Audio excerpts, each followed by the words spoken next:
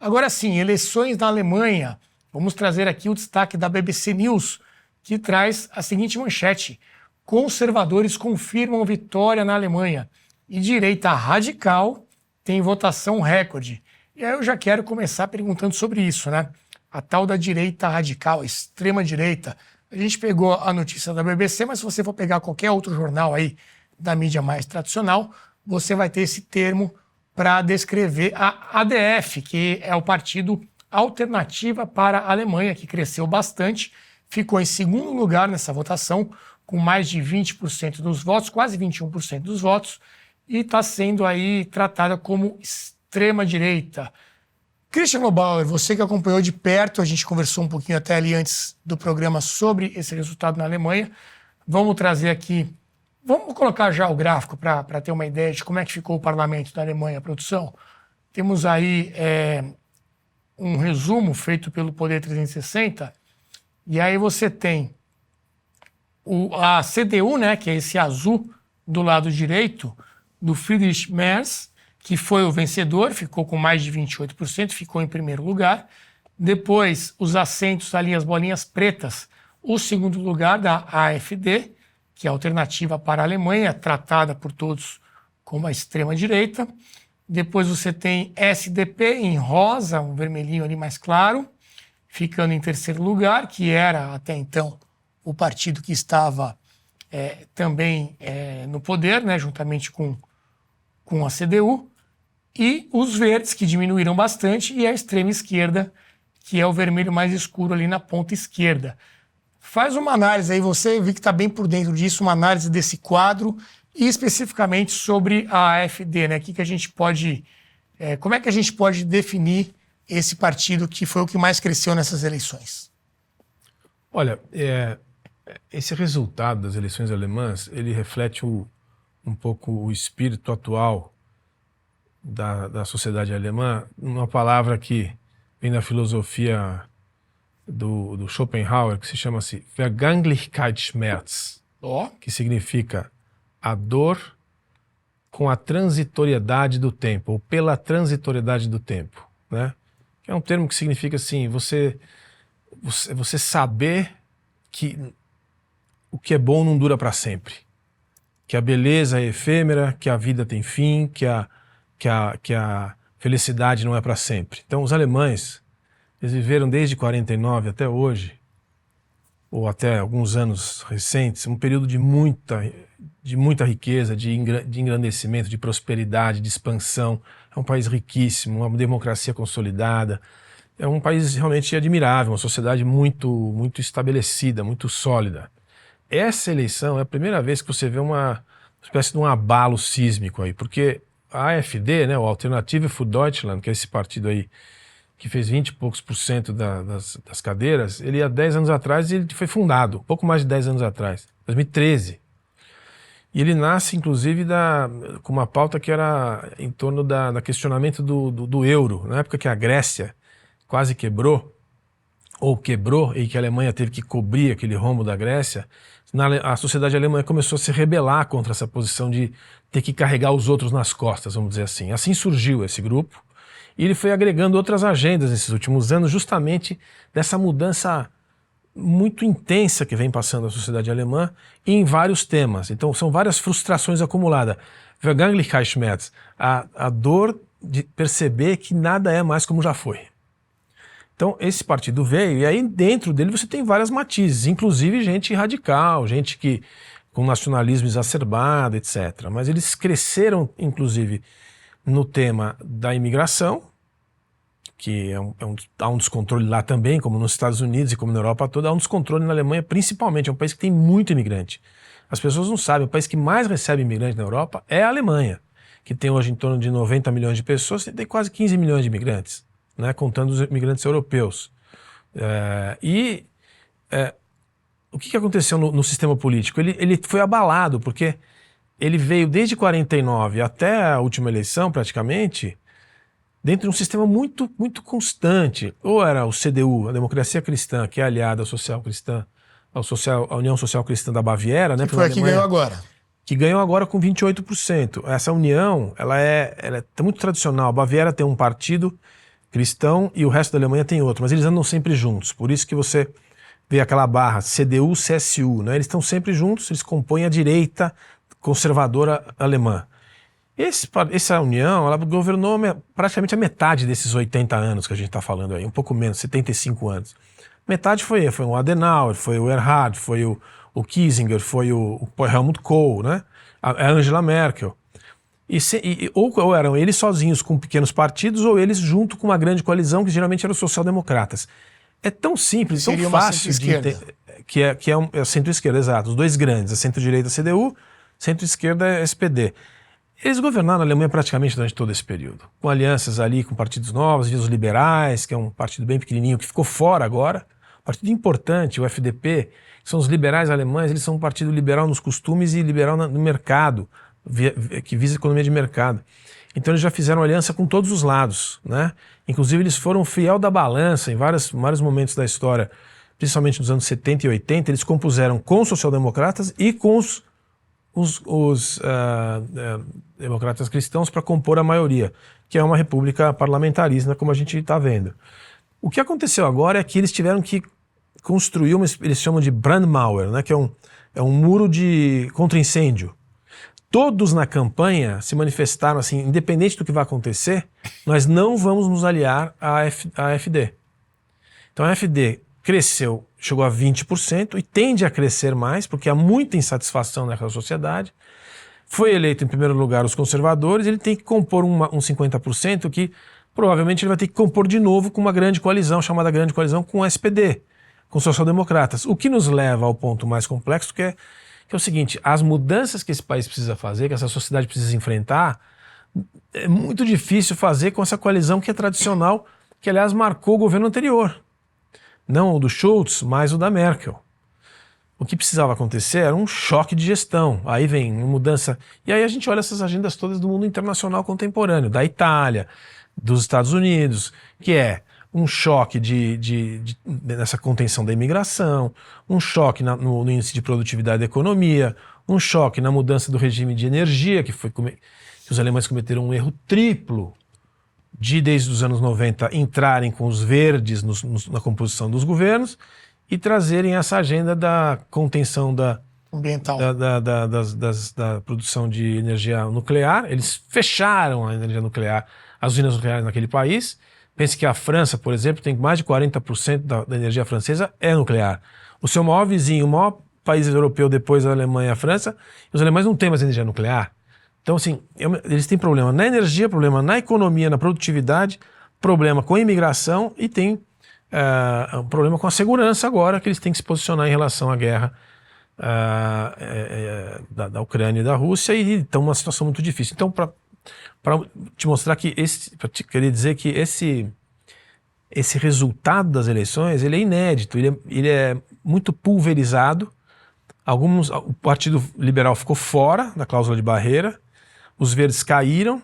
Então a única chance que o Merz tem, e o Merz é o seguinte, se me permite mais um minuto, o Merz, ele é a figura antagônica a Angela Merkel nas lideranças da conservadorismo alemão. Ele ficou praticamente no ostracismo durante 15 anos, porque a Merkel não gostava dele. Então ele é uma espécie nas devidíssimas proporções, uma espécie de Churchill, que estava no ostracismo e teve que voltar para resolver o problema depois que os conservadores se embananaram antes da Segunda Guerra. Não que o Merz vai conseguir fazer, mas se ele tivesse tido 35%, 40% dos votos, ele teria condição de fazer essa mudança muito incisiva. Não vai conseguir. O que significa dizer que a Alemanha vai ter, provavelmente, nesse modelo aí, nesse próximo mandato, um mandato médio, e a AfD, ao que tudo indica, deve crescer mais. O que eu arriscaria dizer que numa eventual eleição daqui a 3, 4, 5 anos, a AfD faz 30%. E ela vai ter que compor um governo. Uhum. Porque os desafios alemães são esses todos que eu tentei descrever aqui, e para um país que teve uma situação muito estável durante muitos anos e agora vai ter que lidar com todos ao mesmo tempo. Tem a questão demográfica, que eu esqueci de falar, tem a questão das reformas estruturais que o Schröder fez antes da chegada da Merkel, mas são necessárias que sejam feitas como aqui, previdência, tributário, administrativa.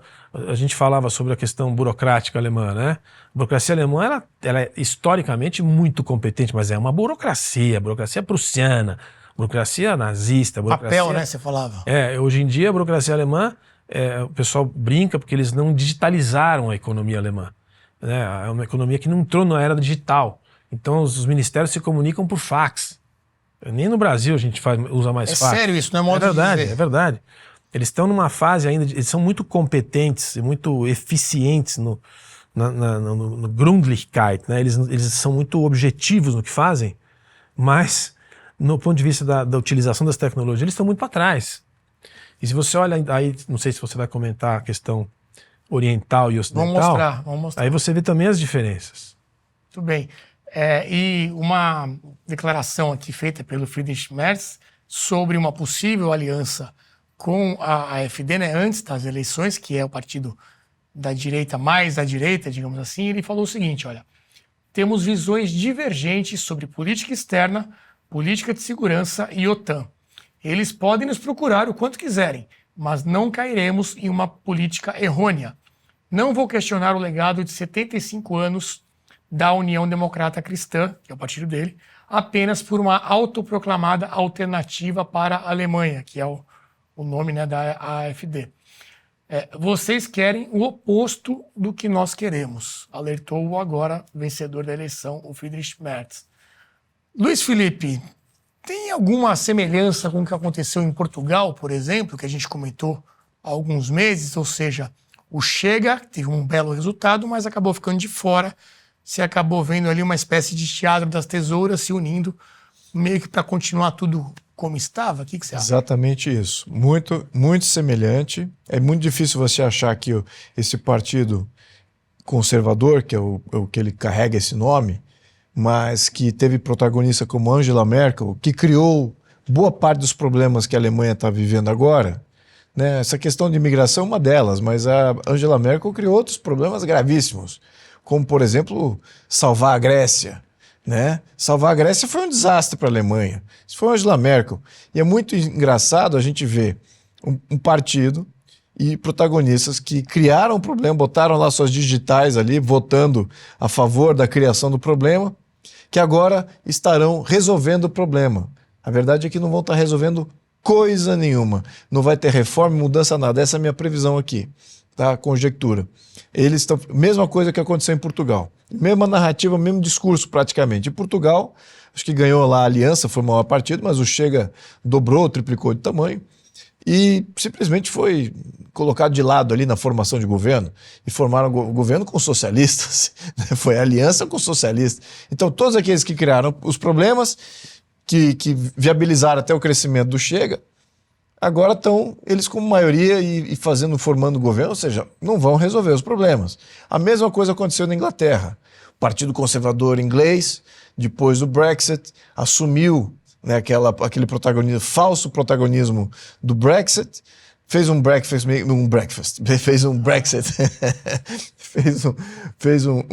capenga, demorado, mas fez meia boca, e não posicionou bem a Inglaterra. E agora está tendo problema de imigração também, e está surgindo lá um partido que é o Reform UK, que de fato é o partido da direita lá, que agora está vindo, e certamente, como o Lobauro colocou, tem toda a tendência aí de crescimento, exatamente porque o Partido Conservador foi o que criou os problemas, botou lá digital na criação dos problemas, mas ele não consegue reformar. Então, cria-se um novo partido e está vindo.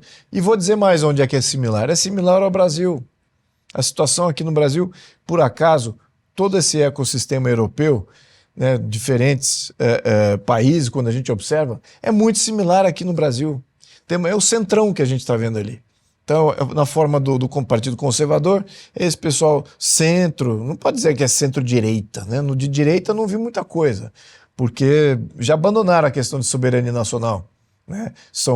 Os conservadores europeus viraram pró-União Europeia, né? Muito integracionistas à União Europeia, então já sucumbindo à ideia de ter soberania nacional. Então já entregaram isso.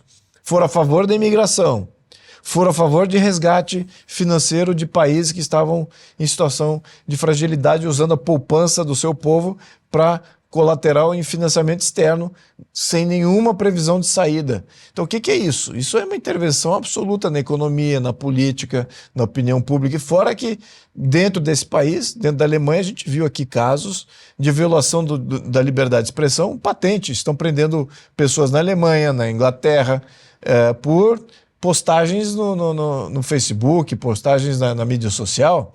Isso não é um partido conservador, ao menos dentro do conceito que nós aqui no Brasil e nos Estados Unidos estamos vislumbrando. Mas o que eu queria dizer aqui é que, do ponto de vista de aspiração da população brasileira, nós somos muito reflexo de como é o sistema americano, muito vinculados a não só o sistema americano, mas a ideia de ser um conservador similar ao americano. Mas o nosso sistema político é muito similar ao sistema europeu, que gera uma dinâmica muito destrutiva, né, de simbiose com a sociedade. Não temos muito pouca. A população não se vincula com os partidos. O que eu estou dizendo aqui? Eu estou dizendo que hoje o movimento conservador não tem reflexo nos partidos políticos. Ou seja, nós estamos completamente anômanos. Nós não temos os nomeados que vão defender a população conservadora do Brasil. E ela é majoritária. E esses partidos conservadores que se dizem conservadores aqui no Brasil usam narrativas do momento para sobreviver, adaptam seu discurso e tal, quando agora está virando moda ser conservador. E muitos desses políticos de carreira desses partidos que criaram os problemas... Então. Perdão? É um oportunismo, então. Oportunismo, porque eles criaram os problemas, botaram a sua digital, ainda estão no governo. Veja só, partidos que hoje se dizem de conservador e dizem de centro e que são conservadores e tal, estão com ministérios ainda, não entregaram os ministérios.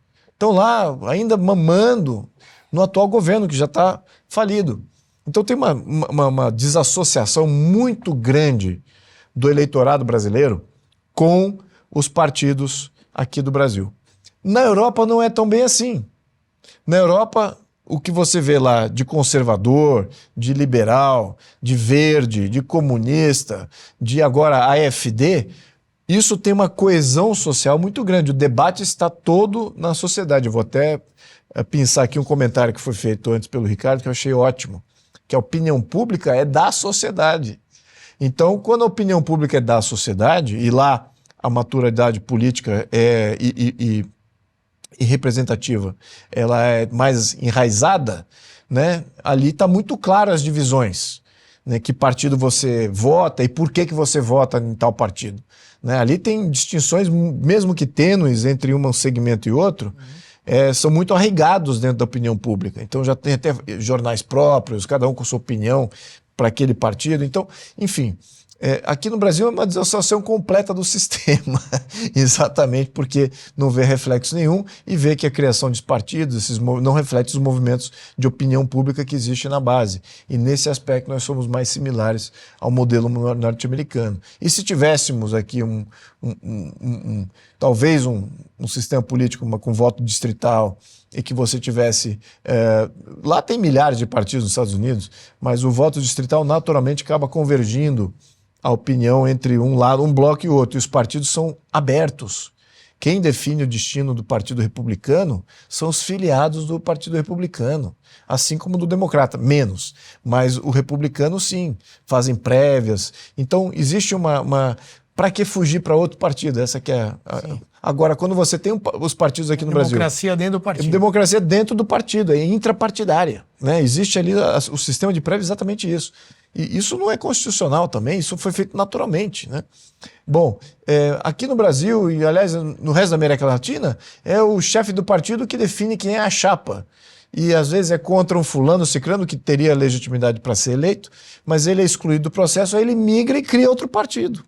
Então você vê que aí tem um problema aqui desassociativo muito grave também, que tem a ver com o sistema partidário brasileiro. Mas o meu comentário é esse. Eu acho que ali ganhou o centrão, a esquerda aumentou, a direita aumentou, a esquerda implodiu, muito similar à história que a gente vê aqui no Brasil.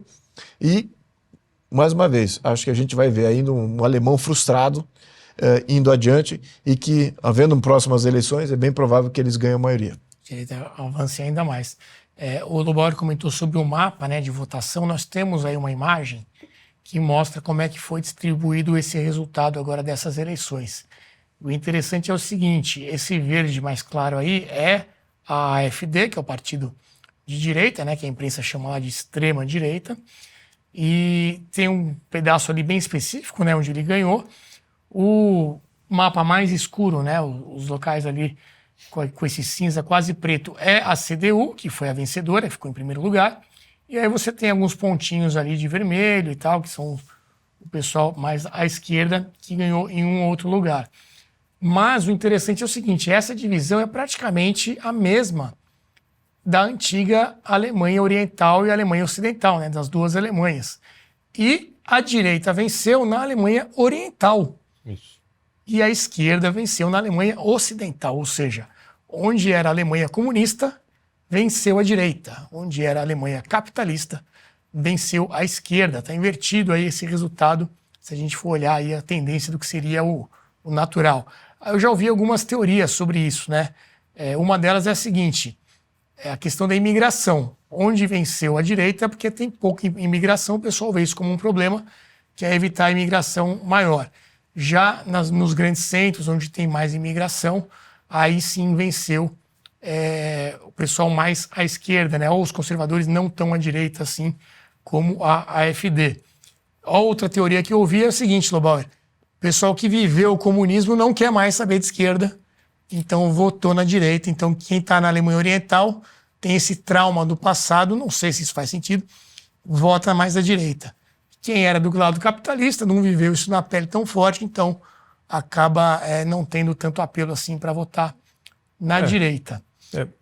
E aí eu quero até que você me mostre a sua carta na manga, que você trouxe aqui, depois eu vou passar pro Jean Turco e pro Gomes, porque tem um livrinho aí, eu quero que você não deixe de mostrar pra gente. Eu trouxe aqui, porque você sabe que há 30 anos atrás, eu fiz a minha tese de mestrado aqui na Universidade de São Paulo sobre a União na Alemanha, não, a integração alemã. Caiu o muro, e aí... Levanta aí pro pessoal mostrar que tava tarde em cima, olha lá. Ó. Isso é uma relíquia, ninguém leu, mas eu tenho... Qual que é o título? Cooperação e conflito, dualidade na unificação da Alemanha. Isso foi minha tese de mestrado. Faz exatamente 30 anos que eu defendi. Poxa vida. E um dos comentários, eu fiz uma análise bibliográfica na época, e um dos comentários que tem ali era o seguinte, quanto tempo a Alemanha vai conseguir integrar o lado oriental com o lado ocidental? Que é exatamente essa fronteira do mapa que você está mostrando aí. E aí os especialistas ali, os estudiosos, diziam, não, vai demorar 5 anos, outros diziam vai demorar 10 anos e outros diziam vai demorar 25 anos. Já se passaram 35 anos e a gente vê que esse mapa nos apresenta um quadro que provavelmente vai demorar um pouco mais. E complementando o que você estava dizendo, realmente são as duas razões.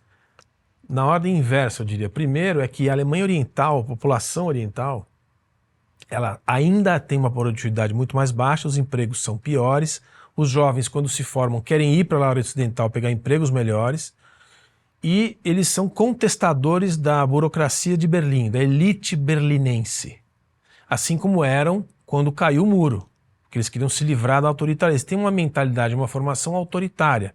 Então o pêndulo foi para um lado, foi para o outro.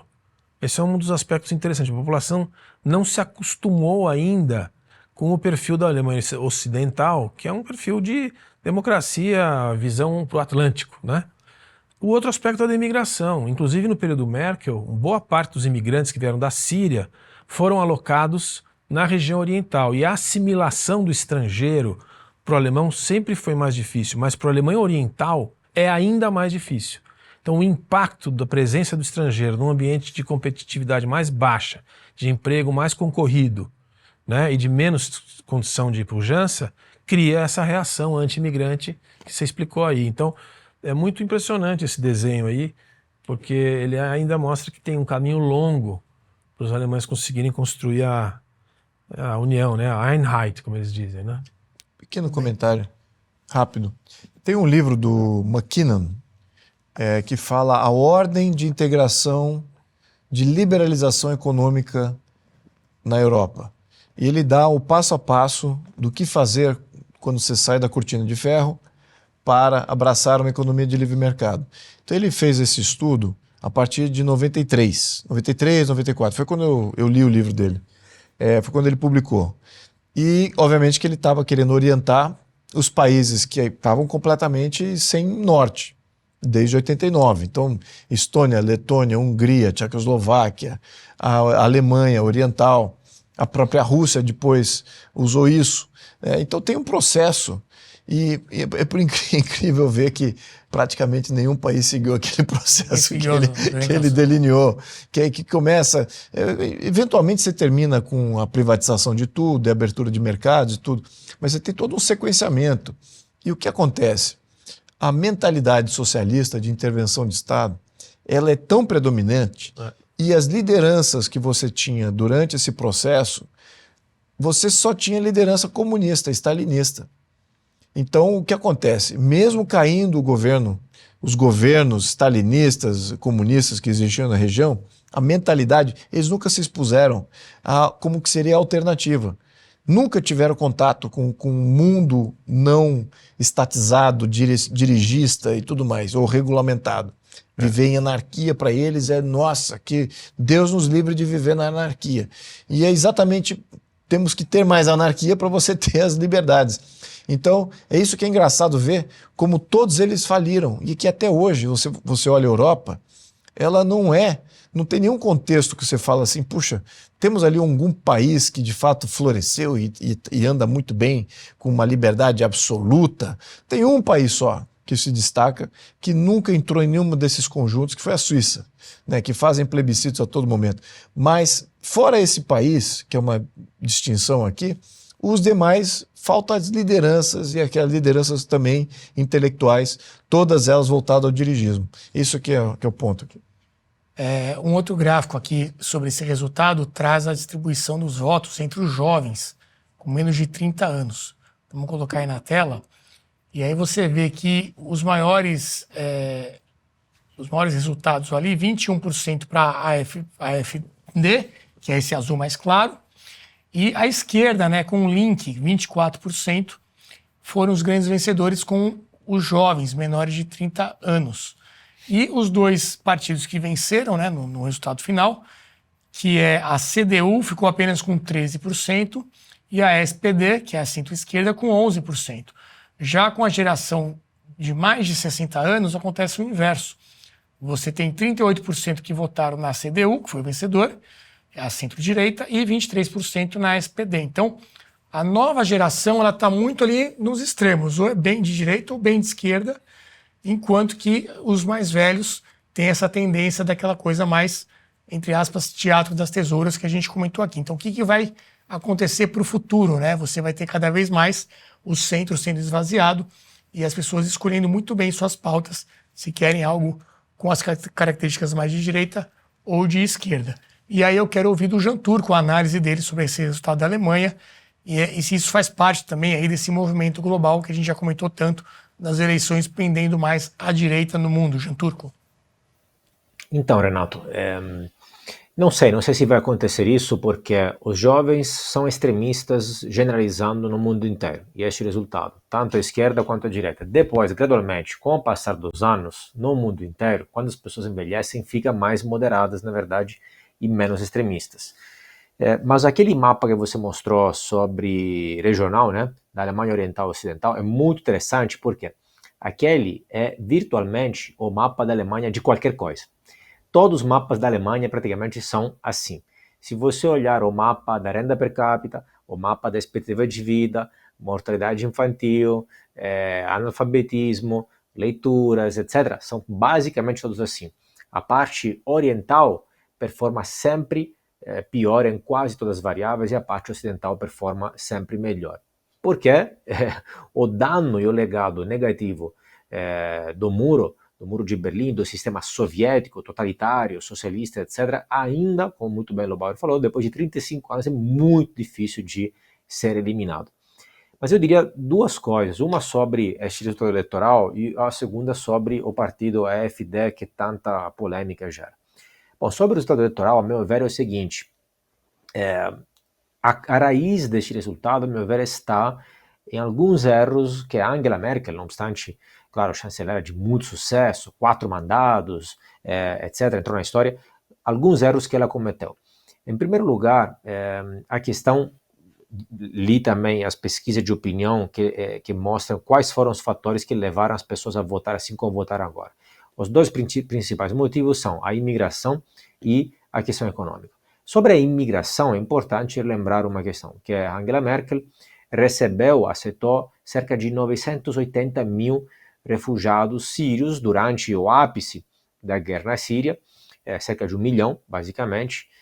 Foi um dos países que mais recebeu na época, por questões humanitárias, etc., fugindo de uma guerra terrível, mas ao mesmo tempo gerou vários problemas na Alemanha. Não só este 1 milhão de sírios, mas vem se somando a um número de imigrantes enorme, né? Hoje a Alemanha tem cerca de 15% da população imigrante nativa de outros lugares e cerca de 28% da população, ou seja, quase 30% da população que tem origens nos países de imigrantes, né? Então é um dos países que mais tem, só para efeito de comparação, sempre repito, o Brasil tem 0,5%, tá? 15% com 0,5%. Tá? Então, evidentemente, isso, assim como a Suécia, cerca de 15%, isso gera, no curto prazo, problemas de integração muito, muito grandes e um desafio político enorme. O segundo problema é a questão energética, né? Sempre é importante relembrar, em 2005, Schröder, o chanceler alemão da social-democrata, da esquerda moderada, que perdeu e deixou o cargo a Angela Merkel, quando, logo depois que saiu do cargo, ele entrou no conselho de administração de uma famosa empresa de gás russa. E, coincidentemente, pouco antes de sair no cargo, ainda com a caneta na mão, entregou para a Rússia canais de gás, etc., para a exploração de gás no norte do país.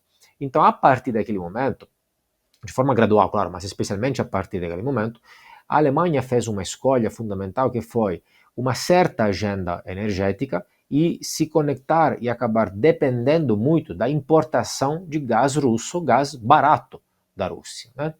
Mas isso fez com que, obviamente, ficasse dependente de um país autoritário, que não é exatamente a coisa mais astuta do mundo. E é um pouco o que faz a Europa, a União Europeia de forma geral, que importa energia do leste da Europa, países autoritários, e do norte da África, países autoritários, escolhendo exatamente investir em energias falsamente limpas, como o eólico, o fotovoltaico, etc., e em lugar de investir na energia nuclear, que é a única energia verdadeiramente mais limpa, como faz a França. E o terceiro fator é a questão da desindustrialização, né, de forma geral, que a Europa está vivendo, e que a Alemanha também está vivendo, que está numa crise de 2 anos consecutivos agora, e de forma específica, eu diria, sobre a questão da indústria automotiva. Todo mundo sabe que a indústria automotiva alemã é uma potência, nem precisamos falar as marcas, mas recentemente vocês se lembram como a Europa provou aquela loucura, a insanidade total de até 2030, que é amanhã, 2030, né? Muito pouco tempo, até 2030 não ter mais nenhum carro circulante com motor a combustão, só carros elétricos. E não por acaso, todas essas empresas, especialmente a Audi e a Volkswagen, estão passando agora por crises imensas, enormes. Por quê? Porque, na verdade, não tem como isso acontecer. Então, mais cedo ou mais isso está causando uma crise ali na indústria alemã e a cascata em outros países, em outros setores da economia alemã. Então, tanto escolhas energéticas ambientalistas erradas, quanto essa questão da imigração, fizeram com que tivesse este voto. Como eu leio isso? A direita alemã, assim como em parte a direita da Itália, da Espanha, de Portugal, França, etc., se achatou muito em posições sociais-democratas, especialmente a questão ambientalista energética. Olhem, se aqui no Brasil, nos Estados Unidos, existem duas visões contrapostas e conhecidas, claras, no debate público sobre questões ambientais e energéticas, mesmo se uma domina claramente, na Europa não há isso. é um monólogo total. Você não encontra um único jovem que discorde de ODS, Agenda 2030, Agenda 2050 e do ambientalismo radical. É praticamente unânime, quase totalmente. Então a direita não teve a força, a coragem de se opor a tudo isso, como fez, por exemplo, a direita americana.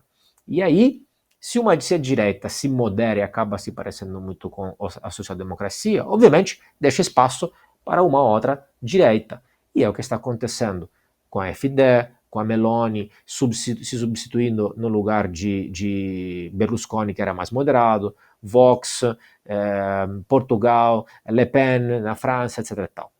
Sobre a AfD de forma específica, a minha visão é o seguinte: é um partido, uma situação muito perigosa, sim. Veja, eu sei que o público do Brasil Paralelo, nosso público aqui, é majoritariamente de direita, então quando surge o nome direita, todo mundo fica feliz, etc. Mas atenção com os dados e com as coisas objetivas.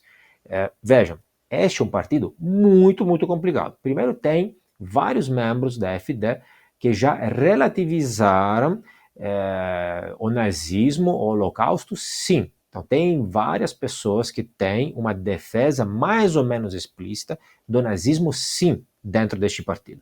Segundo, outra questão perigosa também. Este partido é muito pró-Rússia, pró-China. Na verdade, não é nem pró-Rússia, pró-China. Já provas comprovadas dos serviços secretos alemãos, assim como da justiça, assim como de matéria jornalística, já descobriram conexões muito fortes com a Rússia e com a China. Vou citar só alguns. A juventude do partido da AfD já fez um acordo de cooperação com o partido Rússia Unida, que é o partido de Putin. Ainda, Voice of Europe é um site que foi centro de um escândalo, porque foi descoberto, ligado ao partido, alguns membros do partido, foi descoberto que, na verdade, é uma arma de desinformação da Rússia dentro da União Europeia. Ainda, o famoso jornal Spiegel, ano passado, descobriu que já teve discussões, conversas na Rússia para mudar o nome do partido AfD dentro da Alemanha. Ainda, o ministro das Relações Exteriores, Lavrov, já elogiou abertamente, explicitamente, o partido AfD. Quando Zelensky foi falar, dar um discurso dentro do parlamento alemão, os deputados do AfD se levantaram e foram embora. Dentro da União Europeia, existe um grupo União Europeia-China, Amizade União Europeia-China, que é liderado exatamente por um dos membros do partido AfD. Não me aventuro nos nomes porque são impronunciáveis para mim. Tem uma rede muito densa, muito forte de financiamentos russos e chineses ao partido, de viagens de deputados e membros do partido AfD, tanto para a Rússia, Moscou, etc., quanto para a China. E defesas explícitas de se alinhar com a Rússia e a China e abandonar o eixo ocidental, União Europeia, liberais democracias e Estados Unidos. E, acima de tudo isso, a mesma líder do partido, Alice Weidel, já foi comprovado, reportado que se encontra mensalmente na residência privada do embaixador chinês. Além disso, vários e vários outros casos que mostram essas ligações muito perigosas. Então, na verdade, tem uma leitura que é aquela da direita, é uma leitura correta, mas tem também uma outra leitura. Este partido não é só um partido de direita, é um partido que tem uma agenda, e é isso que está se referindo Merz, o conservador que agora ganhou as eleições, tem uma agenda euro-asiana, euro-asiática, de deslocar a Alemanha para um eixo Rússia-China, autoritarismo, e abandonar em contraposição ao eixo União Europeia, liberais, democracias e Estados Unidos.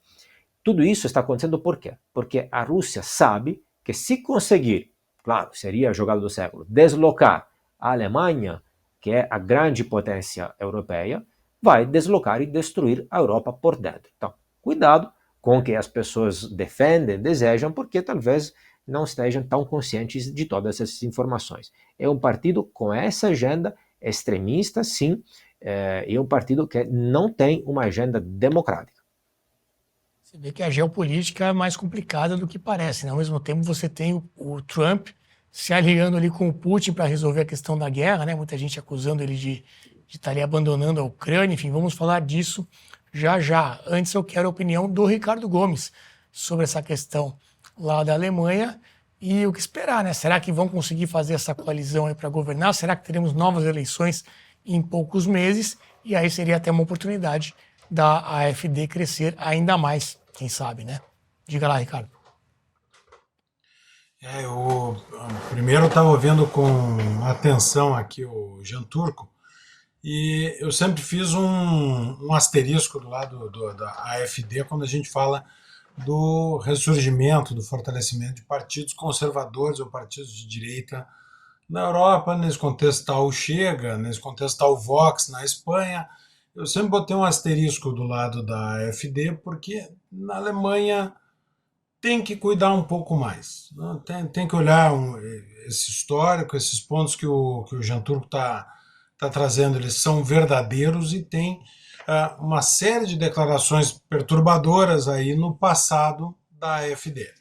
Ponto.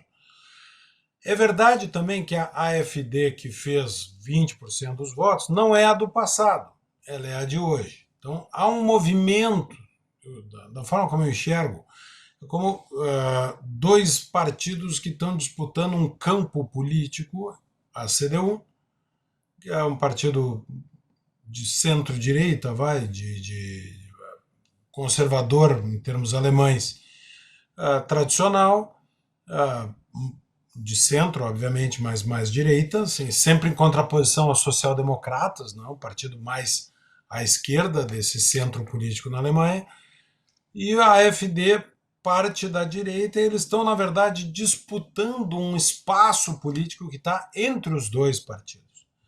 Então há um movimento da AfD em direção a uma centro-direita, uma certa amainada no discurso político, ao mesmo tempo em que a CDU foi mais forte no discurso contra a imigração, batendo no governo de Angela Merkel, batendo em Olaf Scholz e vindo em direção a um eleitor que está insatisfeito e que está posicionado mais à direita. Então, essa contraposição entre ambos, ela se torna uma rivalidade política, porque disputam não o mesmo voto, mas um espaço entre ambos, né?